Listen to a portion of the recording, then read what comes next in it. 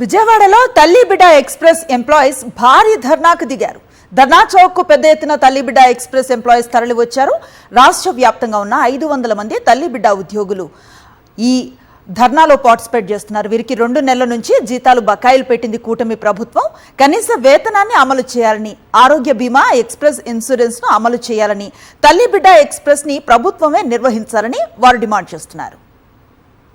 మరింత సమాచారం అందిస్తారు మా కరెస్పాండెంట్ సురేంద్ర. ఏం జరుగుతోంది అక్కడ? ఏంటి ఈ ఉద్యోగుల డిమాండ్? ఏ ఇబ్బందులు ఎదుర్కొంటున్నారు? అనుసరి ఈరోజు రాష్ట్ర వ్యాప్తంగా తల్లి బిడ్డ ఎక్స్ప్రెస్లో పనిచేస్తున్న ఎంప్లాయీస్ అంతా కూడా ఆందోళన చేస్తున్నారు. గత 2 నెలలుగా ప్రభుత్వం వాళ్ళకు వేతనాలు నిలుపుదల చేసింది.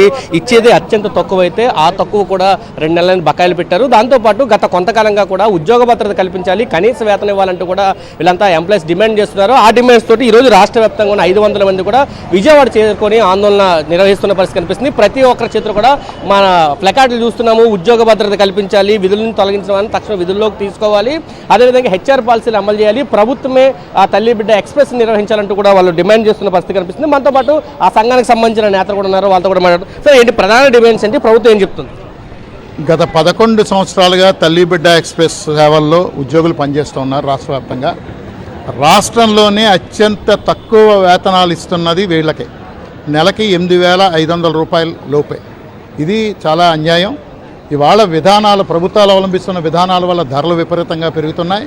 ఆ ధరలకు అనుగుణంగా వేతనాలు లేకుండా వీళ్ళు ఎట్లా జీవించాలనేది మేము అడుగుతూ ఉన్నాం.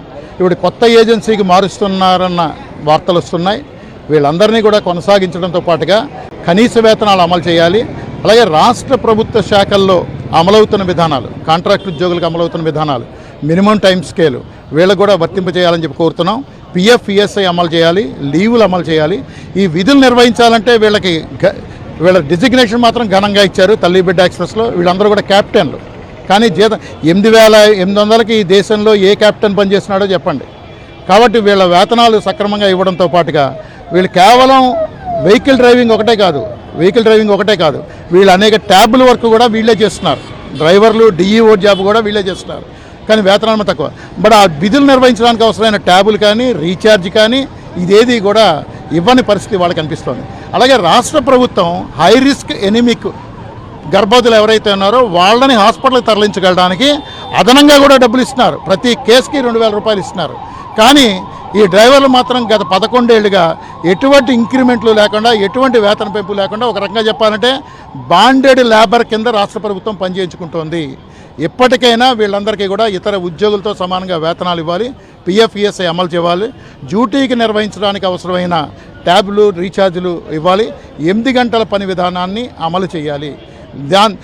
వీటిని కోరుతూనే ఇవాళ వీళ్ళు రాష్ట్ర ధర్నా నిర్వహిస్తున్నారు. రాష్ట్ర ప్రభుత్వం ఇప్పటికైనా జోక్యం చేసుకుని ఇవన్నీ సక్రమంగా అమలు చేయించాలని చెప్పి తల్లి బిడ్డ ఎక్స్ప్రెస్ యూనియన్గా డిమాండ్ చేస్తున్నాం. అంటే వేతనాలు కూడా బకాయిలు పెడుతున్నారు, సక్రమంగా ఇవ్వట్లేదనే ఆరోపణ కూడా వినిపిస్తుంది. ఇప్పటికి ఎన్ని రకాల బకాయి ఉంది? ఇప్పటికీ 3 నెలల బకాయిలు ఉన్నాయండి.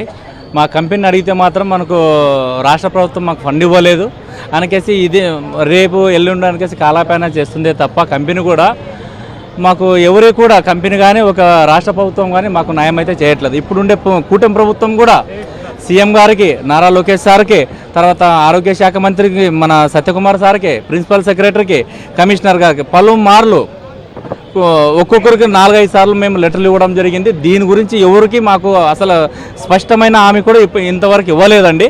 మొన్న ఒక అధికారి దగ్గరికి వెళ్ళామండి, దీన్ని పర్యవేక్షించేది అతనే. ఆయన దగ్గరికి వెళ్తే ఎంత నిర్లక్ష్యంగా మాడుతున్నా, తల్లి బిడ్డ అనేది రాష్ట్రంలో ఉందా అని అడుగుతున్నాడు. మాకు రాష్ట్రంలో ఉండే 500 కుటుంబాలకు కూడా మేము గవర్నమెంట్ హాస్పిటల్లో వానకు కానీ ఎండకు కానీ నానుతున్నామే తప్ప అక్కడ కూడా మాకు ఒక రూమ్ అనేది ఏ హాస్పిటల్స్లో లేరండి. ఒక మెడికల్ ఆఫీసర్ దగ్గరికి అసలు మీరు మాకు అసలు హాస్పిటల్కి సంబంధం లేదు, మీరు అవుటర్స్ అనికేసి మీకు ఎంత హేళన చేస్తున్నారంటే ఈ ప్రభుత్వం మమ్మల్ని వెంటనే గుర్తించుకేసి మమ్మల్ని ప్రభుత్వ ఉద్యోగులుగా చేర్పించాలి, తర్వాత మాకు ఉండే డిమాండ్స్ అన్నీ నెరవేర్చాలనికేసి మేము రాష్ట్ర యూనియన్ తరఫున మేము వేడుకుంటున్నామండి.